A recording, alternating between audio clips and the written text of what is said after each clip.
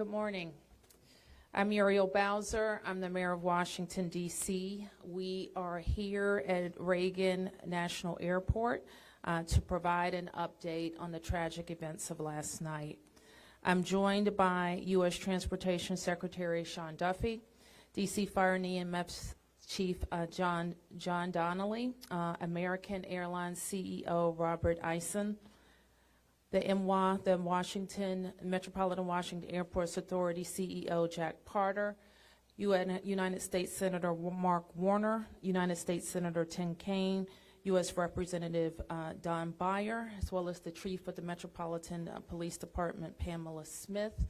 And we are joined by first responders from across the Metropolitan Washington region.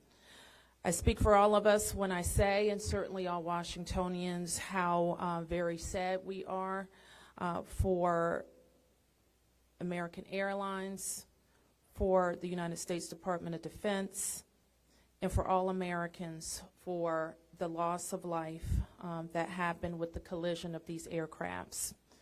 We know that includes families from across our region as well as in Kansas and across the country. This morning, we all share in a profound sense of grief.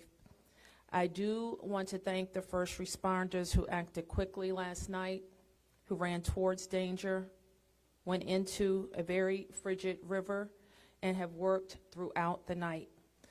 Chief Donnelly reported in last night's briefing that we have a strong mutual aid agreement in our region, and those teams have worked together throughout the night in really tough and heartbreaking conditions, and we should all thank them for their heroic efforts. So we'll have several updates today. I'm first going to turn to the Secretary of Transportation, Sean Duffy, and then you will hear directly from Chief John Donnelly with a situational update. Thank you, Mayor. Again, Sean Duffy here, Secretary of Transportation. We wish we were gathering for different purposes today. I just want to let you know that the Department of Transportation, the FAA, along with the White House, President Trump, local, state, and federal partners, all working together on this incident in unison. I couldn't be prouder of this team that's been assembled, working tirelessly. Mayor, I want to thank you specifically for your work. A few details I'd like to give all of you. And some of you have reported this, but last night, if you live in the D.C. area, you would know that this was a clear night last night. The helicopter was in a standard pattern. If you live in the D.C. area, you'll see helicopters up and down the river. This flight pattern is seen oftentimes when you live in D.C. This was a standard flight pattern last night as well. The American Airlines flight coming into land was in a standard flight pattern as it was coming into DCA. So this was not unusual with a military aircraft flying the river and aircraft landing at DCA. And again, if you live in the area, you'll see that frequently with those two aircraft working together. As many of you have reported, we have located the two aircrafts. The fuselage of the American Airlines plane was inverted. It's been located in 3 different sections. It's in about waist-deep water, so that recovery is going to go on today as that recovery takes place of the fuselage of the aircraft. NTSB is going to start to analyze that aircraft, partner with the FAA with all of the information we have to get the best results possible for the American people. I would just say that safety is our expectation. Everyone who flies in American skies expects that we fly safely, that when you depart an airport, you get to your destination. That didn't happen last night. And I know that President Trump, his administration, the FAA, the DOT, we will not rest until we have answers for the families and for the flying public. You should be assured that when you fly, you're safe. Thank you.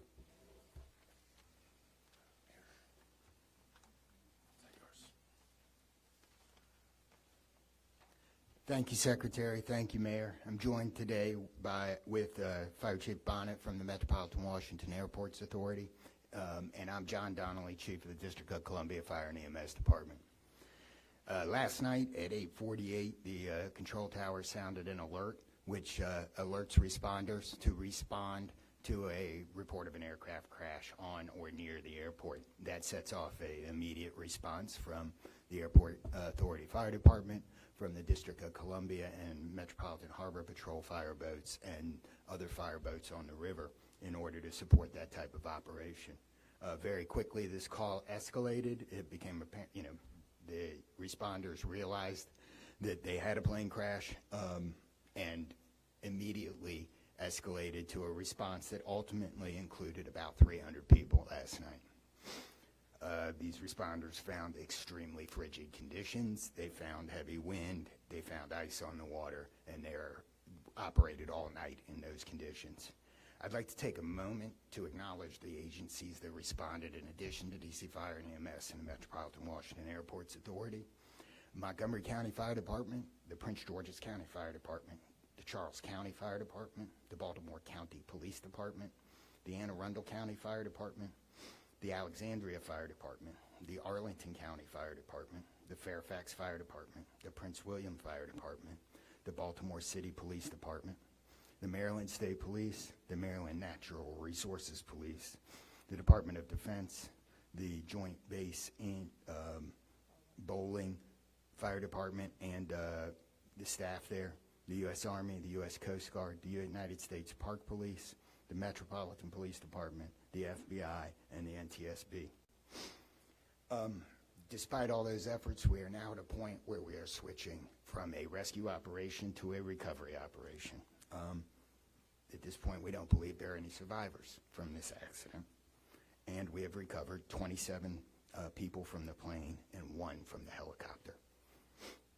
The District Office of the Medical Examiner has lead on reuniting these bodies and these people with their loved ones, and we will continue to work to find all the bodies and collect them and reunite them with their loved ones. We should also acknowledge that the Virginia Medical Examiner and the Army Medical Examiner are involved in this operation and a very important part of getting people identified. So.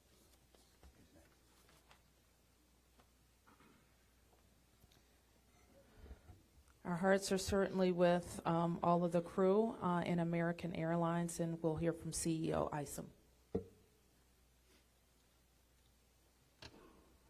Thank you, Mayor. Good morning. I'm Robert Isom, the CEO of American Airlines. I want to express my sincere condolences for the accident that happened at DCA last night. We're absolutely heartbroken for the family and loved ones of the passengers and crew members, and also for those that were on the military aircraft. Our focus right now is doing everything that we can to support all of those involved and also the PSA Airlines team. This is devastating. We are all hurting incredibly. We urge any family and friends looking for information about their loved ones to call our designated helpline, and that's at 1-800-679-8215, 1-800-679-8215. And here's what I can share at this early stage.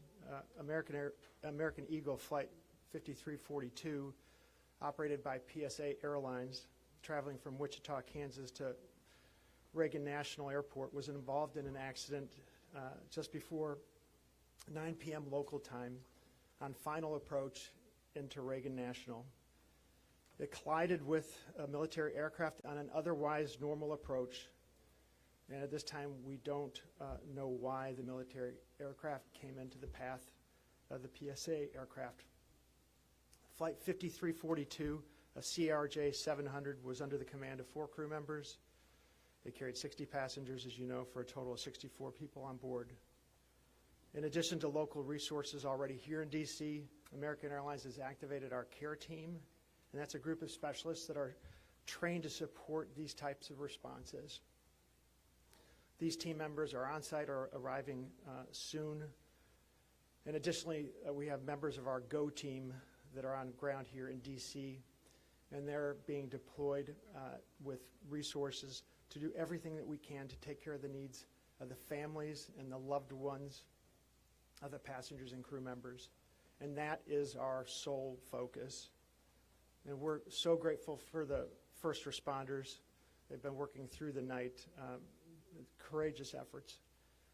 And we're actively working with local, state, and federal authorities on emergency response efforts and closely coordinating with PSA Airlines as they cooperate fully with the NTSB on the investigation. I know that there are many questions. And at this early stage, I just won't be able to answer many, but we'll provide additional information as it comes. Thank you. I want to introduce the Metropolitan Washington Airports Authority CEO, Jack Potter. The authority manages Reagan Washington National and Dulles International. Good morning, and thank you, Mayor. First, let me begin by expressing our condolences for all the victims of this flight and for their families. There's a lot of grieving going on, and so we're very sympathetic to that. I want to echo what was said about the first responders. When there's a problem in this area, everybody drops everything, and they rush to wherever the problem is. So I want to thank the chief, the entire team from Washington, D.C., but just as important, the list of folks that the chief described. Federal authorities have been here en masse, and so a lot of effort was brought to bear. Unfortunately, we weren't able to rescue anyone, but we are in the recovery mode right now. And I just want to, last night I expressed the fact that we hope to open at 11 o'clock today, and that is still the case. We're going to open the airport at 11 o'clock. And again, condolences to the families, and thanks to the many, many who are still out there working very, very hard to complete this recovery. Thank you, Mayor. I do want to acknowledge that the Virginia Transportation Secretary is here, in addition to the Alexandria Mayor.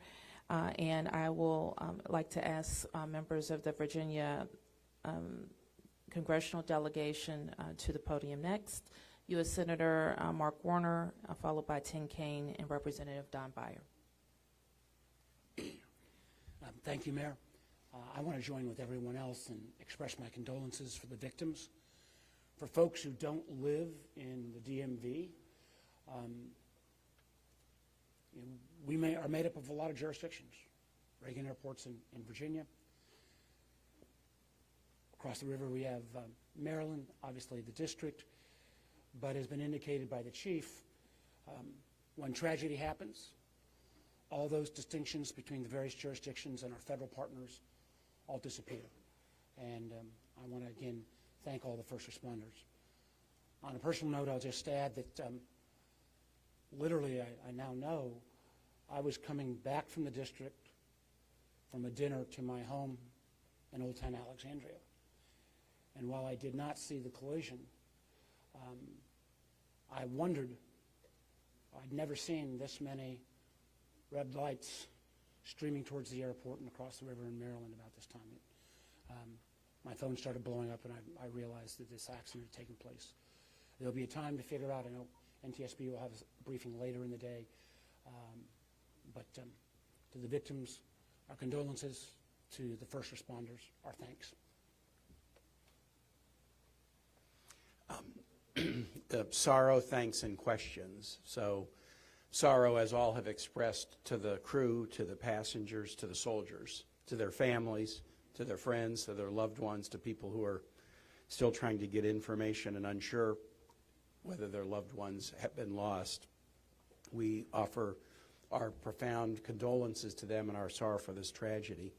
Thanks. I'll echo, Mayor, what you began with. When you see a challenge like this and you see people from so many different agencies, local, state, federal, with different uniforms, different badges, but working in such a coordinated way, even in the midst of a tragedy, it does give you a sense of appreciation and pride in people's willingness to come to the danger and work together. And I started to see that as a local official 30 years ago in Richmond, and definitely have seen it here.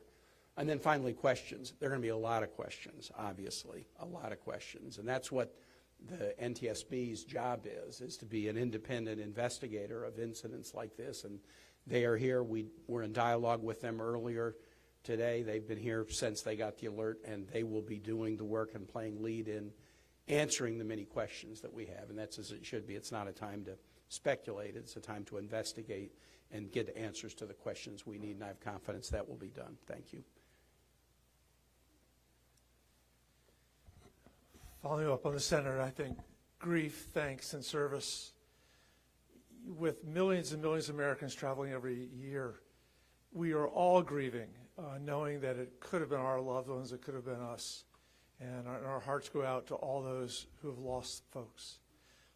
In a most partisan place also, I'm really thankful that Democrats and Republicans, people from all over, have come together to try to make sure that people are served. As the local representative, I want the families to know that our office is available to serve you in any way we possibly can through this time of grief and transition and loss. And then also just note that we're deeply grateful for the people who risked their lives last night on a moment's notice and spent the whole night on the river in the ice and the wind, serving us. And then finally, as Senator Warner noted, after the NTSB investigation, we've got to make sure that at the federal level and with the support of Virginia, Maryland, D.C., we're doing everything we can to make sure this does not happen again.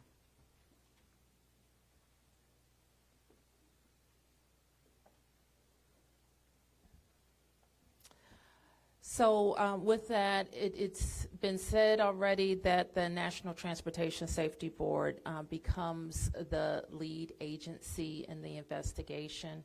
Our jurisdiction in D.C., where the crash occurred over the river, concludes as we, in the leadership role of the Unified Command, as we shift to a recovery effort. We expect the National Transportation Safety Board to provide briefings to the press later in the day. So at this point, we can take a few questions. Yes?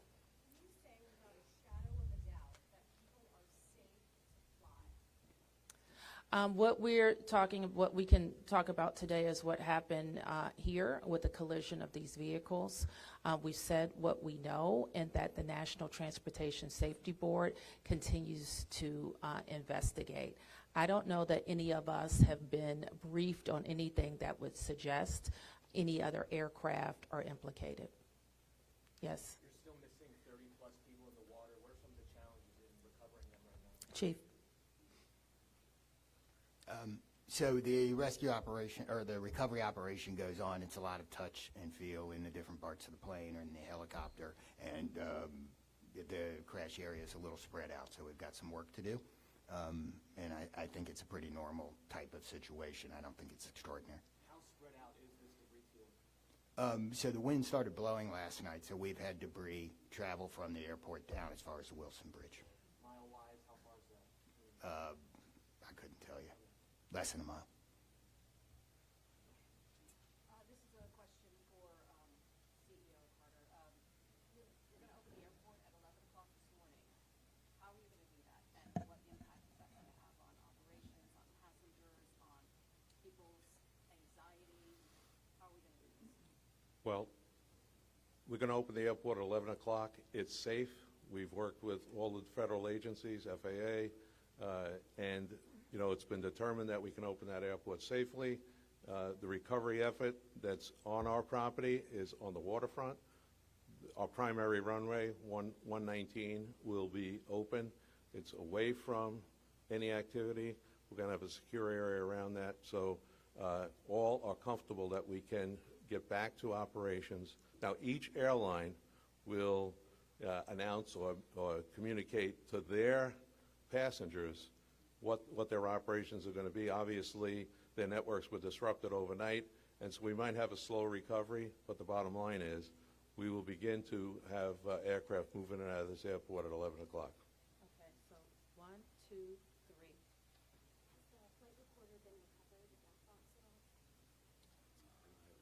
I don't think we can say anything about what's in NTSB's purview. You mentioned the airport opens 3 hours from now. There's a lot of helicopter traffic from the military, U.S. Park Police, and all that. Will helicopters be flying right through here as well, beyond the recovery efforts? I don't know the answer to that. Jack, do you have anything to add? We don't have anything to add about that. Yes. This is for Secretary Duffy. Can you reassure Americans that the U.S. still has the safest airspace in the world? So the question is, can I guarantee the American flying public that the United States has the most safe and secure airspace in the world? And the answer to that is absolutely, yes, we do. We have early indicators of what happened here, and I will tell you with complete confidence, we have the safest airspace in the world. When it comes to informing these families with trafficking lost their loved ones, what does that look like so far? Has any of them been informed? The flight manifest, is there any details you can provide on that front?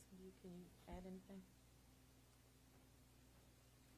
All I can say is that we have published the 1-800 number. We have family assistance centers set up here in DCA. We do in Wichita as well. I'm not at liberty to give the number of families that have been that have used those services, but we are making that use. We have over 100 team members that are either here or on their way that are specially trained to work with family members, handle travel arrangements, hotel arrangements, incidentals, to make sure that we're taking care of people in any way that they can. As you know, as our teams are hurting and suffering, and as our passengers and their families need assistance, we're doing everything we can. I don't have any more information on that right now. Chief Donnelly, can I ask you to describe the next phase of the investigation? How confident are you that you'll be able to recover all 67 of these bodies? And can you speak to some of the debris that's also being pulled out of the river? We understand there are some suitcases, some other things that have been pulled out from the river.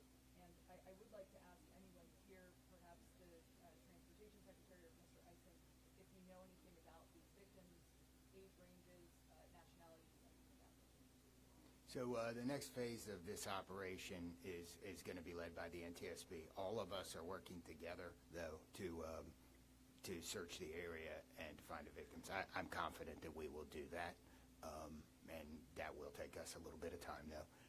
It may involve some more equipment. As far as the things being collected, I don't have personal knowledge. I know that we have been collecting debris that you would expect to see from a plane. Anything about the victims? So the question is about the victims. The NTSB is going to lead that portion of the contact with the victims.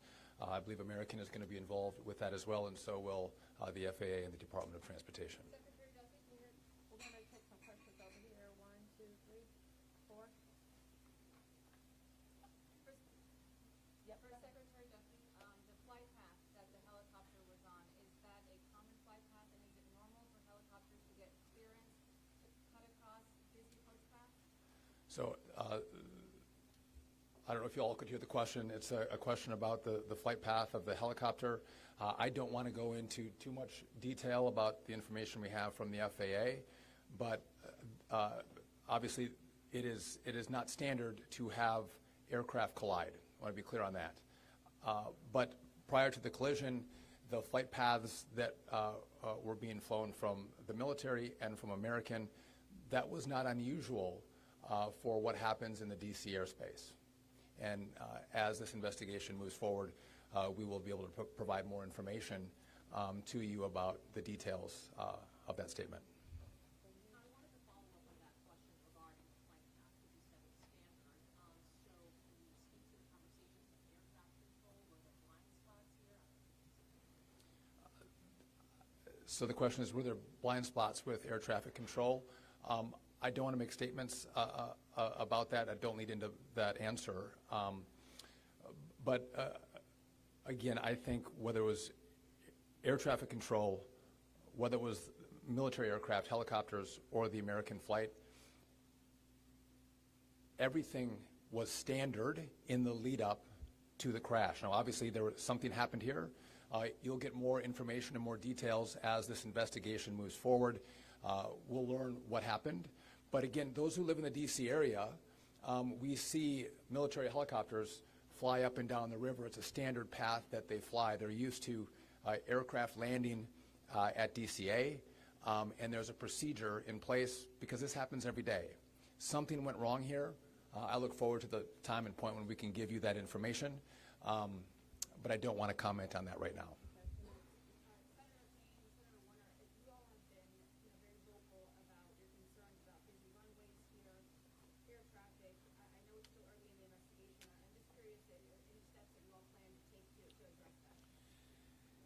We have raised this issue continuously. We've got very busy airspace. I think we will ask questions, but at the appropriate time. We are in this period right now where families are still being notified. We're trying to figure out what happened. There'll be time for those discussions, I think. Yeah, I'd just say the same thing. We've been pretty plain about our concerns, but it isn't a good time to speculate right now. We have faith that the NTSB will provide the answers about this. Okay, you fourth here, and I'm going to take three in the middle, and then we're going to have to wrap. 1, 2, 3 after this young man. Thank you, appreciate it. Chief, I know I can imagine it must be traumatic for the first responders that did this. How are they doing right now, and are you all going to be offering any services to help them as they process this? So thank you for the question. Our first responders are resilient people, but yes, this call will be hard for them. Our peer support teams are already engaged with the responders, and we'll be following up on that to make sure that they're okay. But I think the concern is real. What kind of communication was there between the helicopter and the tower, the plane and the tower, and the helicopter and the plane? I don't want to say too much on the communication between the helicopter and the tower and the airline and the tower, but I will say this: there was communication. It was, I would say, standard communication. So there was not a breakdown, if that's your question, in communication between the military helicopter and the American Airline flight. There was communication between the aircraft and the tower. Was the plane aware there was a helicopter in the area? I would say the helicopter was aware that there was a plane in the area.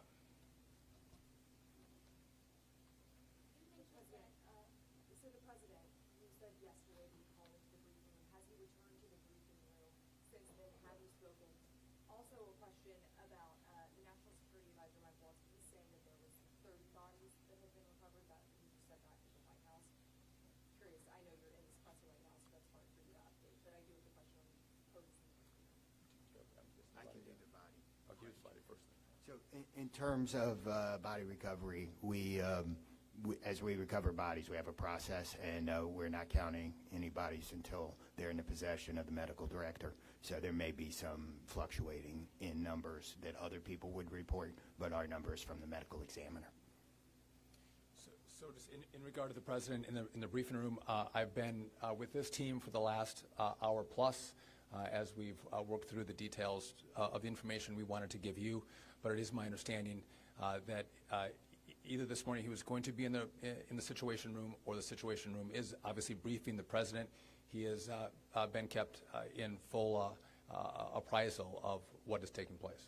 Okay, last two, you and you ma'am, first. You mentioned that the aircraft were on a standard flight pattern. Just curious, when the airport opens at 11 today, will planes be on that flight pattern again, or are they being directed to fly a different way? Jack, do you want to mention it? Okay. Well, I mean,